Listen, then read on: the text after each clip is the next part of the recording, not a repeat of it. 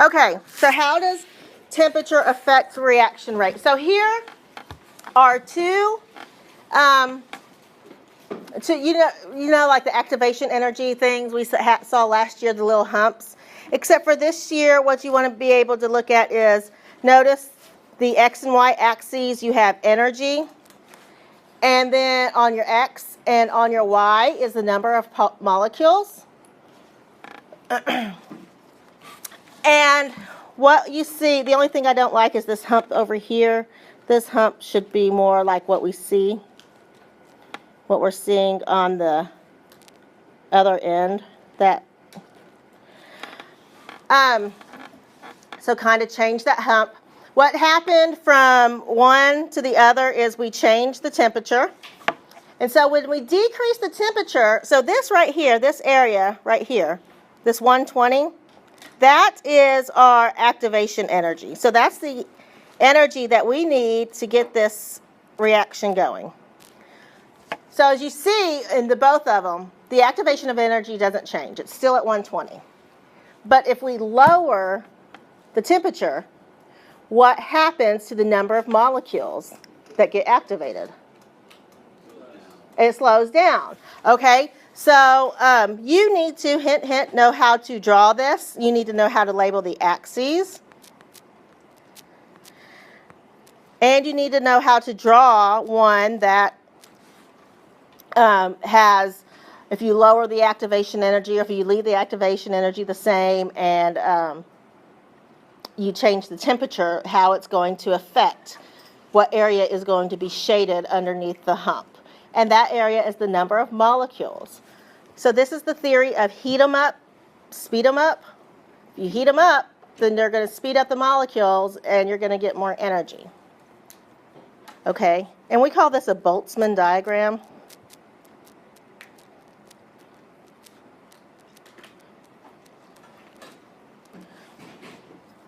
So know how to label and interpret what's going on these diagrams.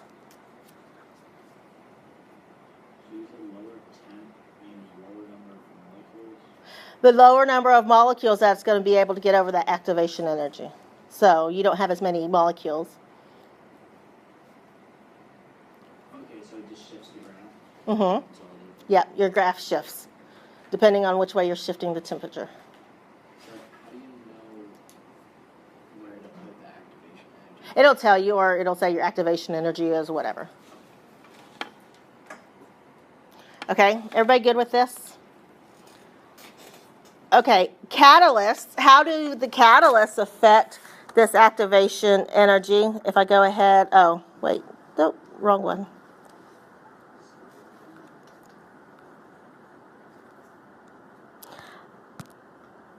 Okay, so if we are looking at it as, I kind of changed the picture than what was on your notes, but this looks the same. If we add a catalyst, we know that catalysts do what in a reaction? Back from biology.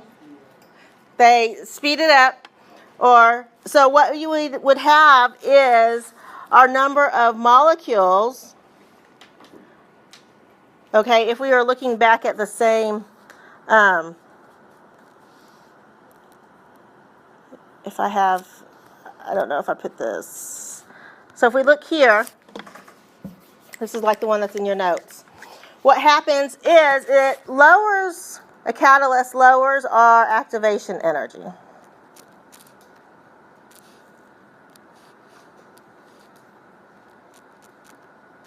Okay, so as we can see here is that we have, again, you have your energy, and then you have your number of molecules or collisions that are given that gets us over that activation energy. And if it's catalyzed, then our activation or the number of molecules, the shaded area is shifted. And that means we're going to have more going over that hump in that activation energy. Again, know how to draw this. Know how it shifts if you add a catalyst or not. Like taking away catalysts? It will be like compare and contrast a catalyzed versus uncatalyzed Boltzmann diagram, Maxwell-Boltzmann diagram.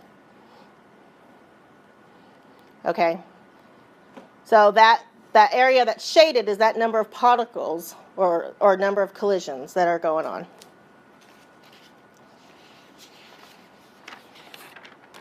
Everybody okay with that? Okay, so I'm going to talk real quick about catalysts. And these are not in your notes, but again, you can go back and look at this video. Again, catalysts are, it speeds up the reaction and it provides a new pathway for the reaction. There are two types of catalysts, as you've seen yesterday on your quiz. There's the heterogeneous, and what's going on in a heterogeneous catalyst is there are two different phases. That's why it's heterogeneous. One's going to be like a solid, usually a metal. And then you're going to have one, your reactants is going to be in a gas phase. So you have reactants in a gas phase, and we're going to use a metal or a solid as a catalyst. So what happens is you get adsorption. Adsorption. So the catalyst acts as the spot where the reactant will collect or adsorb onto that metal. I want to show a picture of this.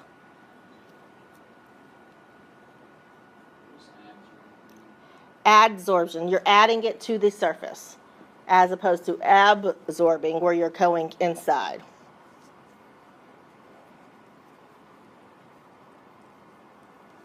Okay, so collecting on the surface.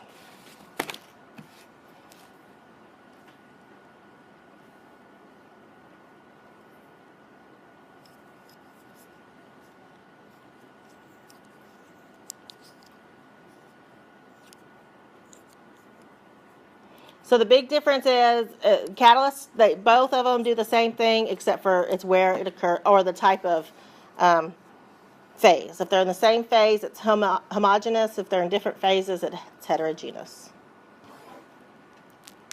So here is what you're seeing, and this is the same thing that what's written here is the same thing. You have the reactants. So you have your catalyst, which is the metal, right here, the solid surface. Your reactants come down, and you get the adsorption, the collection of that substance on there, and the reaction takes place, and then it is released back and goes on to being the product. So adsorption, migration, reaction, escape, or desorption. That's the process. And you don't need to write those down. It's not going to be on your test tomorrow. Okay? And then homogeneous, again, same phase, and it's just like enzymes. All right? It's, you get the one that sits down in the right spot. You get the reaction, release it, and we go on.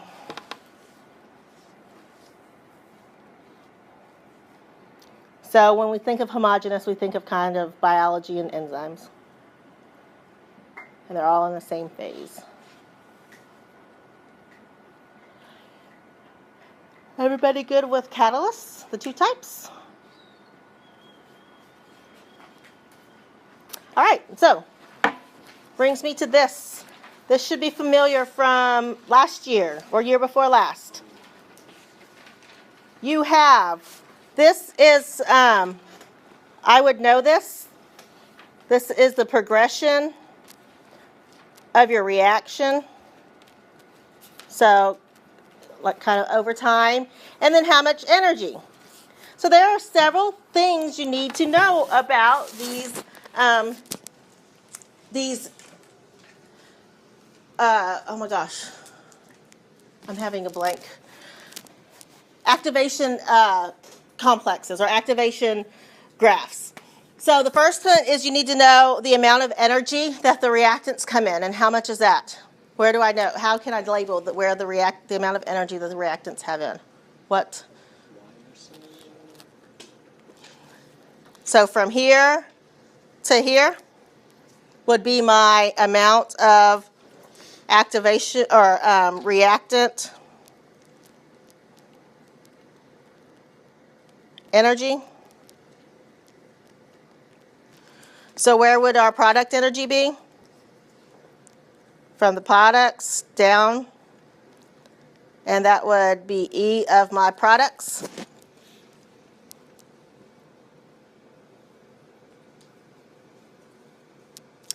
Where is the difference between reactants minus product energy? We call that what? That is called delta H. And that is the energy of my products minus the energy of my reactants. So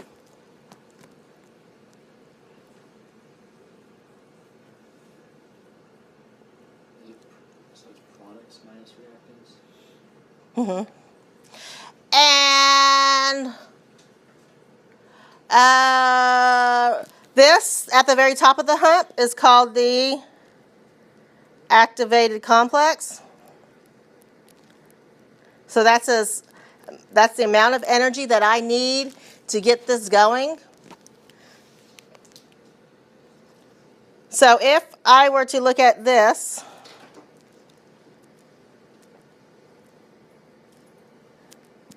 going from here to here, the amount of energy my reactants come in with to the activated complex, that is my E, the energy I need for activation in the forward reaction. So going forward, I've got to push up the hill that much energy to get these reactants going. Whereas if I were to reverse my reaction, then this is called my E prime, and that is my reverse activation energy. So which reaction is going to be favored? Which do you want to go? Does this reaction want to go favor to the forward or reverse? Forward. Why? Less energy, right? Less energy. So and then how much is the activation energy? What arrow? Where can I place an arrow to show how much my activated complex, how much energy is needed to get this going? From the very top of the hill all the way to my x-axis, and that would be my activation energy. So will delta H be a negative number? Wait, hold on. Is this endo or exothermic?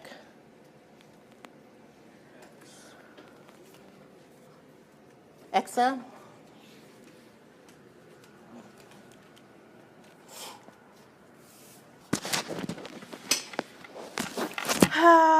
It is exo, yes. So if it's exo, you said what? Our energy would be negative, right? Which means we're releasing energy. So if we go back the other ways, what's going to happen to our delta H? Right now our delta H is negative, if we go back the other way, our delta H is now positive. Does the value of delta H change? No. Only changes signs. Now, what if we did this? What would this look like if we added a catalyst?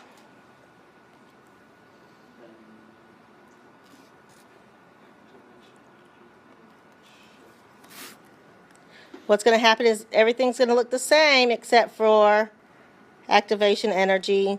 It's going to be lower. We're going to have a lower hump. So I would know how to label all of these parts for tomorrow.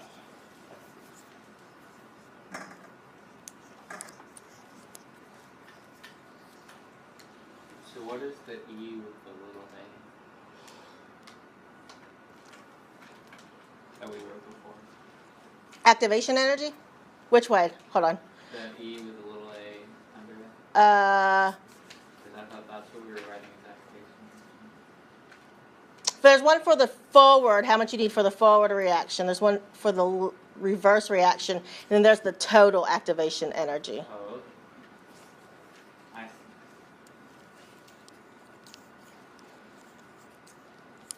So activation energy would be your reactant energy plus your forward energy together. Is everybody okay with this? No? Anybody have any questions on the parts of this graph? Okay.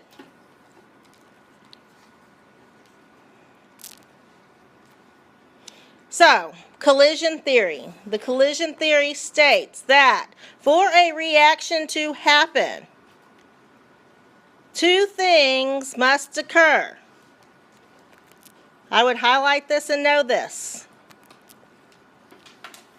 First of all, the reactant molecules must collide with sufficient amount of energy to react. If you don't have enough kinetic energy to react, then the activation energy is not going to, you're not going to have required activation energy, and the reaction's not going to go to proceed. Okay? So one of the ways that I've heard this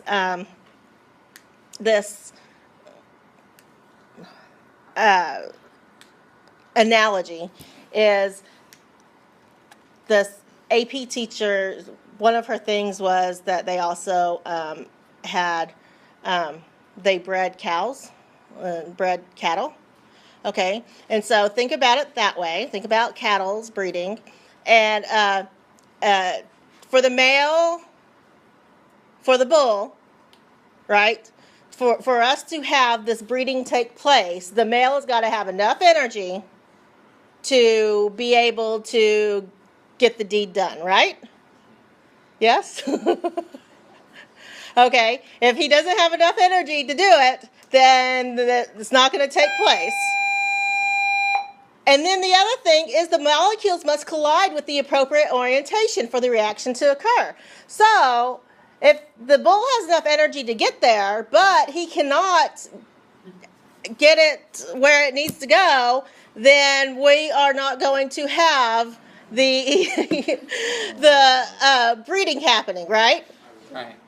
I mean, that's the way to think. You got to think things about different ways. So there's two things that has to occur. You have to have enough energy, and you have to have those molecules collide in the right way. If they don't collide in the right orientation, then you're not going to have that reaction take place. Let's turn to a sex ed class real quick. Chemistry is all about dating and bonding and all that stuff. I believe it. Okay, so we can put this into this following equation. This is the Arrhenius equation, where you have K is equal to A, which is the factor that's taken into place to account for orientation, and then E to the negative activation energy over RT. So if you go back up to the little slide above, no, that's not the one I want. Sorry. A is the Arrhenius constant. You don't have to memorize this. And this tells us how many collisions have the appropriate orientation. And two simple atoms that can collide in any orientation will have a very high A value, while two very complex must collide in a very specific way. So what we can do is we can rewrite this equation. And we can rewrite this to ln of K is equal to negative EA over R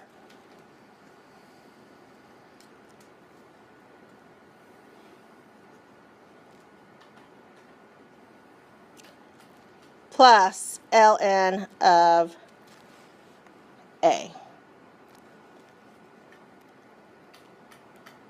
And this is right here, 1 over 1. And then this ends up looking like y equals mx plus b.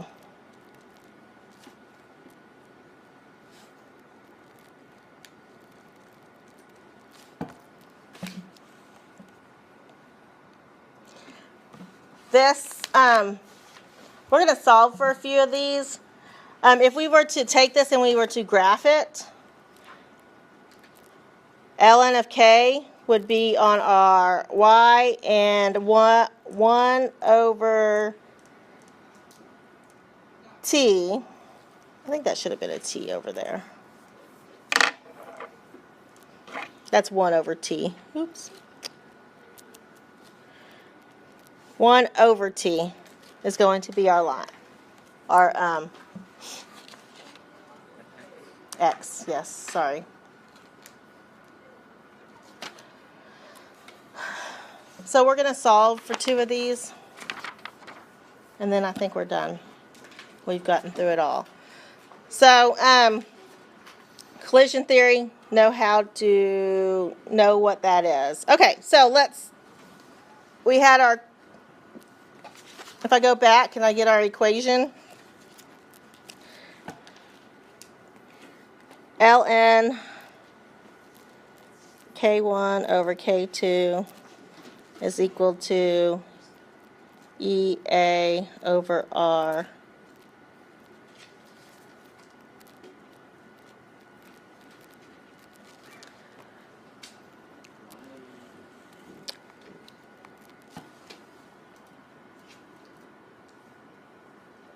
That's the one from the previous slide, right before collision theory. If you're given at 2 different temperatures.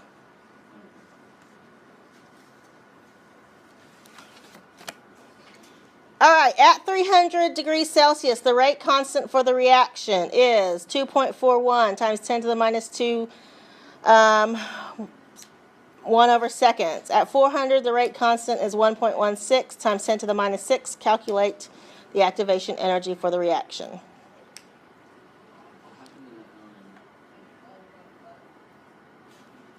Huh?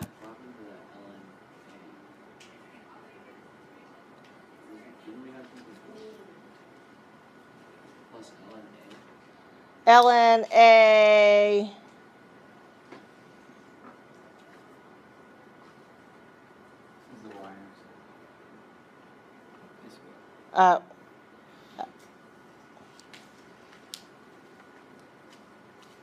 I think one is K, ln K, I have no idea what I did.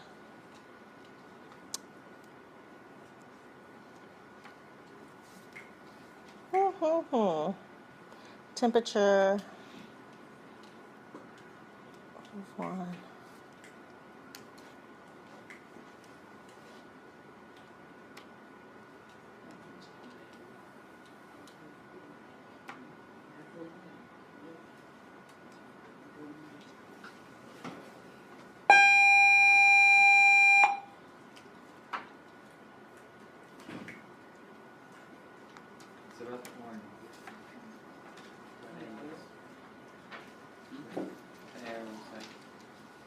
Oh, one is after like 1 and 2. It's like A is like the first amount, how much you have when you're going into it. Your initial. Is this the same thing that we had just a second ago? Yes, it's just worked a different way with two equations.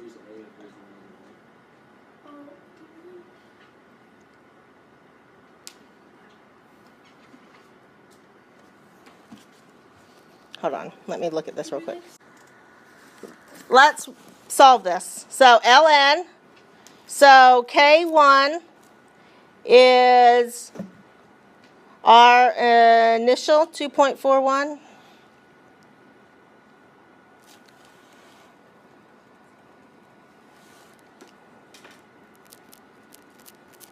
Times 10 to the minus 10 over 1.16 times 10 to the minus 6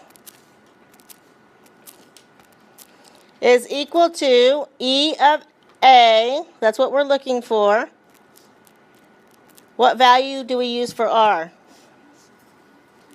Flip over to your notes and it tells you R is the ideal gas constant, which is 8.314 joules per mole K.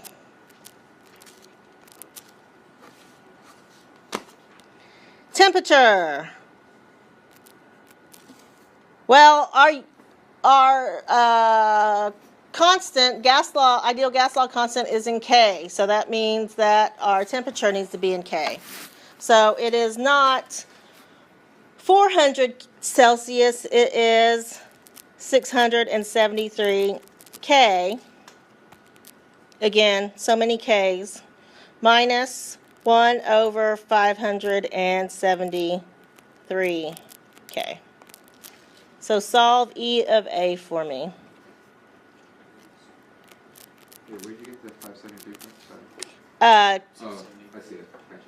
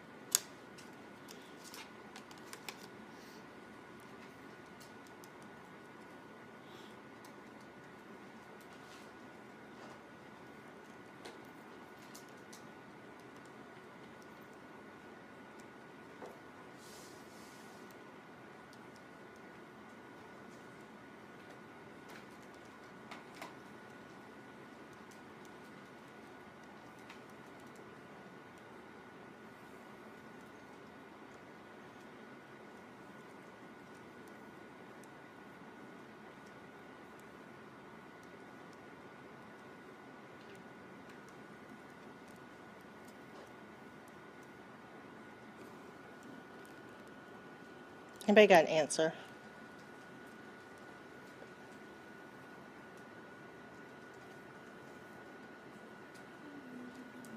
Huh?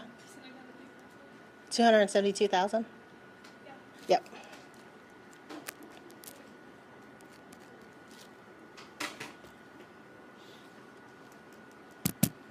So 272,000 joules. Or 272 kilojoules, whichever one.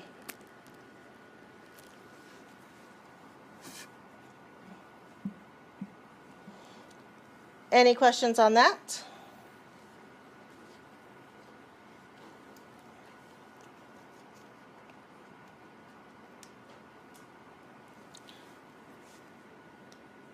Okay, I want to take a look at the next one real quick. I'm just going to look at the setup for it, and then we will be done. So, if the activation energy for the decomposition of N2O5 is 1.0 times 10 to the 2 kilojoules,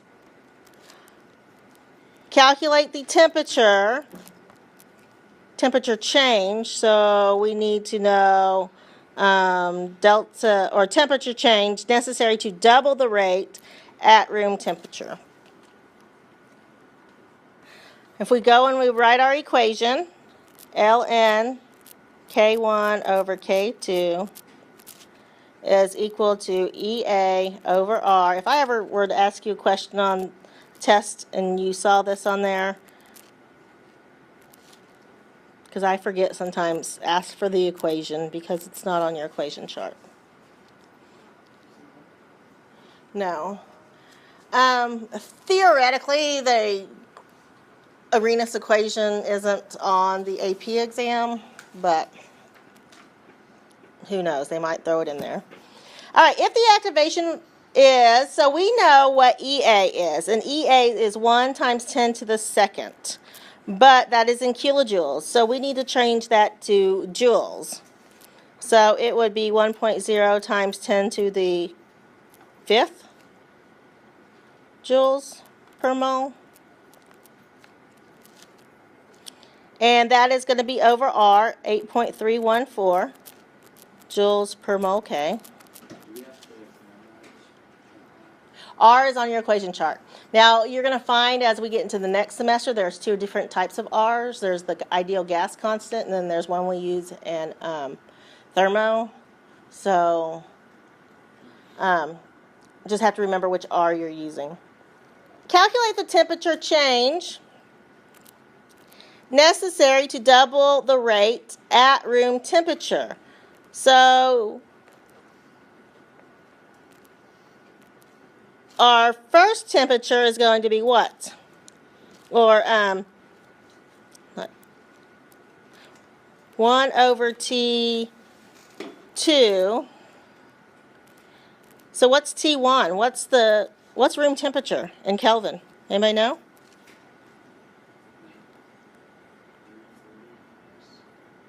What's room temperature in Celsius? It's about 24, 25 degrees in here, Celsius. So what would that be in Kelvin? 298. Anytime you see room temperature in Kelvin, it's 298. And then calculate what's our K's? Just make it a proportion. 1, and then we doubled it, right? It's K2. And now you're ready to solve. Okay? So your test tomorrow will have, like I said, those hints. You need to be able to draw. You need to be able to do table logic. You need to be able to identify 0, first, second order.